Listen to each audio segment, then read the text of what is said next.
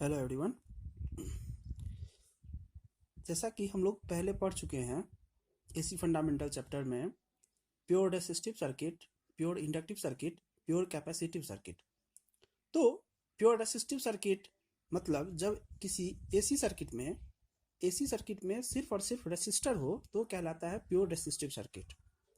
वहाँ पे हमने देखा कि फेज एंगल का जब हम बात कर रहे थे तो फेज एंगल का वैल्यू होता था 0, यानी कि दोनों वोल्टेज और करंट एक ही फेज में होता था। उसके बाद हमने पढ़ा pure inductive circuit. Pure inductive circuit मतलब जहां सिर्फ और सिर्फ इंडक्टर हो, यानी कि कॉइल हो। तो ऐसे सर्किट में सिर्फ और सिर्फ वोल्टेज और करंट के रिलेशन को हम डिस्कस करेंगे। तो वोल्टेज लीड करता था और करंट क्या करता था, लैग करता था। कारण ये कि इंडक्टर करंट का क्षणिक इंस्टेंटेनियस अपोज करता है, विरोध करता है। फिर उसके बाद हमने पढ़ा pure capacitive circuit. Pure capacitive circuit मतलब ऐसा सर्किट जिसमें सिर्फ और सिर्फ कैपेसिटर हो, और वहां हमने रिलेशन देखा फेजर डायग्राम में कि वोल्टेज लैग कर रहा था, करंट लीड कर रहा था। क्यों? क्योंकि वोल्टेज को अपोज करता है कैपेसिटर, जबकि करंट को जाने देता है। अब जब रिलेशन आर, एल और सी तीनों में अलग अलग हमने देख लिया, फिर हमने देखा आरएल सर्किट, जहां पे एक रेसिस्टर के साथ एक इंडक्टर सीरीज में जुड़ा हुआ होता था। और उसके बाद हमको देखना है आरसी सर्किट, यानी कि एक रेसिस्टर के साथ एक कैपेसिटर सीरीज में कनेक्टेड होगा। और सर्किट कैसा होगा? एसी सर्किट होगा, यानी कि अल्टरनेटिंग सप्लाई उसमें हम प्रोवाइड कराएंगे। हमेशा याद रखिएगा कि किसी भी रेसिस्टर में जब हम करंट फ्लो करवाते हैं तो वो वहां पे हीटिंग इफेक्ट पैदा करता है, यानी कि हीटअप होता है। जबकि इंडक्टर में करंट फ्लो करवाने के बाद वहां पे वो एनर्जी जो स्टोर करता है, करंट को जो कुछ क्षण के लिए विरोध करता है, तो वो एनर्जी को स्टोर करता है। तो वहां पे इलेक्ट्रोमैग्नेटिक फील्ड बनता है। जबकि कैपेसिटर में जो वोल्टेज का अपोजिशन होता है, यानी कि वोल्टेज को स्टोर करता है, तो वहां पे फॉर्म होता है इलेक्ट्रोस्टैटिक फील्ड। तो इससे आगे हम आरसी सर्किट को डिस्क्राइब करेंगे।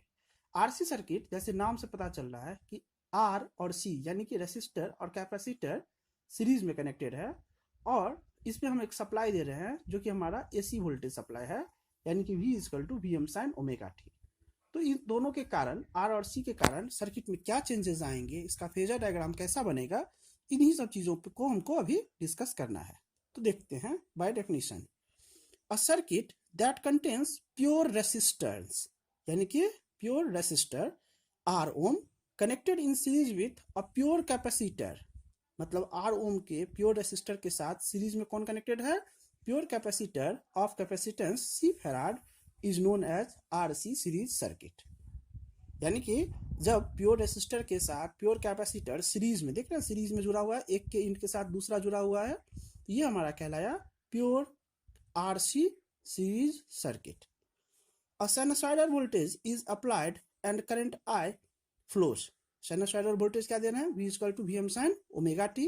तो करंट क्या फ्लो कर रहा है? I फ्लो कर रहा है through the resistance R and the capacitance C of the circuit.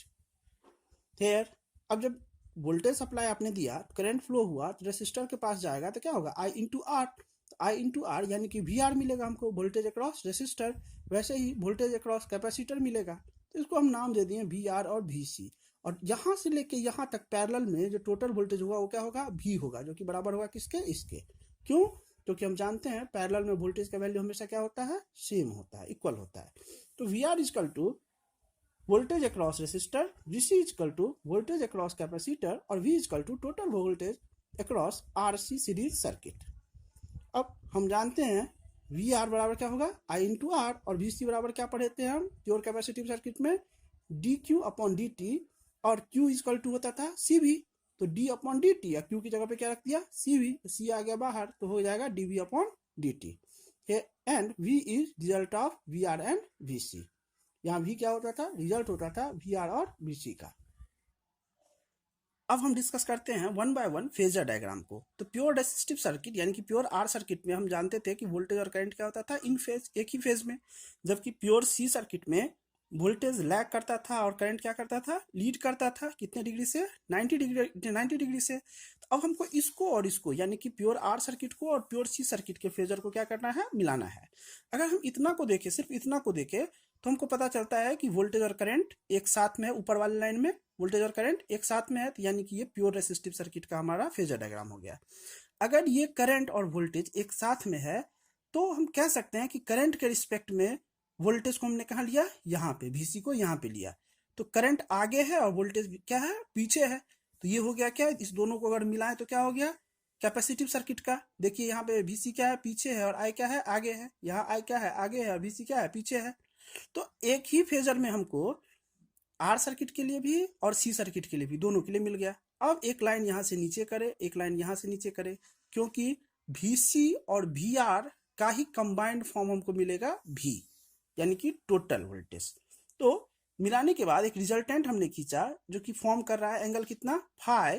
तो V इक्वल टू हमने क्या लिखा, I इंटू जेड। यहाँ जेड क्या है, इम्पीडेंस। इम्पीडेंस हम जानते हैं कि जब किसी भी AC सर्किट में रेसिस्टर के अलावा इंडक्टर या कैपेसिटर या फिर दोनों हो, तो जो कंबाइंड फॉर्म में यानी कि रेसिस्टर इंडक्टर, रेसिस्टर कैपेसिटर या रेसिस्टर इंडक्टर कैपेसिटर के कारण जो हमको रेसिस्टेंस ऑफर होता है, उसे हम क्या कहते हैं, इम्पीडेंस कहते हैं।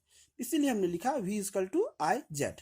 अब from phasor diagram V equal to क्या लिख सकते हैं, करंट बराबर लंब का स्क्वायर जोड़ आधार का स्क्वायर का रूट अंडर, मैथमेटिक्स से। तो root under VR square plus VC का स्क्वायर। तो V इक्वल टू VR की जगह पे कितना रख सकते हैं, IR का स्क्वायर, और प्लस VC की जगह पे क्या लिख सकते हैं, I, और R की जगह पे क्या रख रहे हैं, XC। XC क्या है, कैपेसिटिव रिएक्टेंस। क्या है, कैपेसिटिव रिएक्टेंस। अब यहाँ गौर कीजिए, I स्क्वायर को हम क्या कर लें, बाहर कर लें, तो अंदर क्या बचता है, R स्क्वायर प्लस XC का स्क्वायर। और R स्क्वायर प्लस XC का स्क्वायर ही हमारा क्या कहलाता है, जेड कहलाता है, जिसे हम क्या कहते हैं, इम्पीडेंस कहते हैं। तो V equal to I into Z.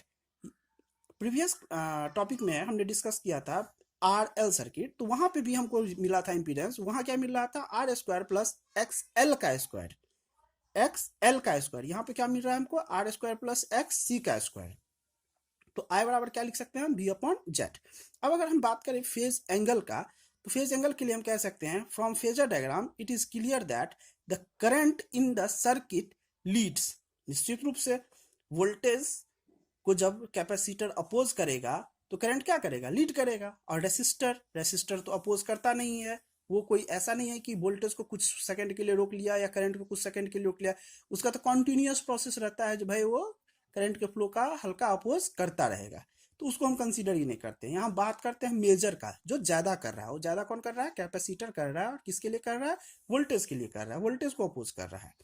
तो circuit leads applied voltage by an angle phi and this angle is called phase angle। ये जो एंगल हमको मिला था फेजर डायग्राम में, यही हमारा क्या कहलाया, फेज एंगल। तो फेज एंगल tan बराबर क्या होता है, tan थीटा बराबर L बाई बी, यानी कि परपेंडिकुलर बटा बेस। तो परपेंडिकुलर की जगह पे क्या है हमारा, VC, ये है थीटा के सामने में परपेंडिकुलर, VC अपॉन VR। और VC की जगह हम क्या लिख सकते हैं, I इंटू XC, और VR की जगह पे I इंटू R। I क्या हो जाएगा, कैंसिल हो जाएगा। तो बचेगा क्या हमारा, tan phi equal to XC upon R। या फिर फाई को यहीं रहने दे, tan को हम यहाँ ले आए, तो क्या लिखाएगा, phi equal to tan inverse XC upon R। ये हमारा हो जाता है फेज एंगल, किसके लिए, RC सर्किट के लिए। फिर बात करना है हमको पावर फैक्टर के बारे में। पावर फैक्टर क्या होता है, पावर फैक्टर सिंपली उसको हम कह सकते हैं कि भाई रेसिस्टेंस और इम्पीडेंस के रेशियो को हम क्या कहते हैं, पावर फैक्टर कहते हैं। तो पावर फैक्टर को कैसे देख सकते हैं, PF, यानी कि power factor equal to cos phi बराबर VR अपॉन V। VR बराबर क्या होता है, I इंटू आर, और V बराबर क्या होता है, I इंटू जेड। I क्या हो जाएगा, कैंसिल हो जाएगा, तो R upon Z. And power of the circuit will be, आप जानते हो कि प्योर इंडक्टिव सर्किट या कैपेसिटिव सर्किट में पावर का वैल्यू हमेशा क्या होता है, जीरो होता है। क्यों, क्योंकि वोल्टेज और करंट एक साथ नहीं रहता है। इंडक्टिव सर्किट में वोल्टेज आगे करंट पीछे, कैपेसिटिव सर्किट में करंट आगे वोल्टेज पीछे। जब साथ में रहेगा ही नहीं तो पावर आएगा कहाँ से। तो पावर अगर कुछ जनरेट होगा भी तो किसके कारण होगा, सिर्फ रेसिस्टर के कारण होगा। इसीलिए हम लिखते हैं P इक्वल टू VI या फिर I स्क्वायर इंटू R। अब इस पे बेस्ड दो क्वेश्चन देखते हैं। In a series RC circuit, R का वैल्यू दिया हुआ है, C का वैल्यू दिया हुआ है, V का वैल्यू दिया हुआ है, एंड W इक्वल टू इतना रेडियन, ओमेगा है ये, सॉरी, ओमेगा इजकल टू कहाँ इधर सेक रहा 1000 10,000 रेडियन पर second. Find the current in the circuit and calculate the voltage across the resistor and capacitor. आपको फाइंड आउट करना है करंट को, आई का वैल्यू, यानी कि उसके लिए पहले इम्पीडेंस निकालना पड़ेगा, और फिर आपको कैलकुलेट करना है वी आर का वैल्यू और वी सी का वैल्यू। तो तीनों का आंसर दिया हुआ है, आप उसको सॉल्व करोगे। सेकंड क्वेश्चन कह रहा है in RC series circuit R is equal to 10 ohm and X is equal to 12 ohm. मतलब रेसिस्टेंस का वैल्यू कितना दिया हुआ है 10 ओम और कैपेसिटिव रिएक्टेंस का वैल्यू कितना दिया हुआ है 12 ohm with voltage 200 volt 50 hertz supply. Voltage का वैल्यू कितना 200 वोल्ट और frequency 50 hertz supply. Calculate impedance and power of power factor and power, यानी कि आपको इसमें कैलकुलेट करना है इम्पीडेंस यानी कि जेड का वैल्यू, पावर फैक्टर यानी कि कॉस फाई का वैल्यू और पावर का वैल्यू। तो रिस्पेक्टिवली आंसर हो जाएगा 15.62, 0.64 और 1639 वाट। Thank you. हमारा जो नेक्स्ट टॉपिक है जो कि हमको एक्चुअल में सिलेबस में पढ़ना था वो है हमारा आरएलसी सीरीज सर्किट, जो कि नेक्स्ट टॉपिक में नेक्स्ट क्लास में हम लोग डिस्कस करेंगे। Thank you.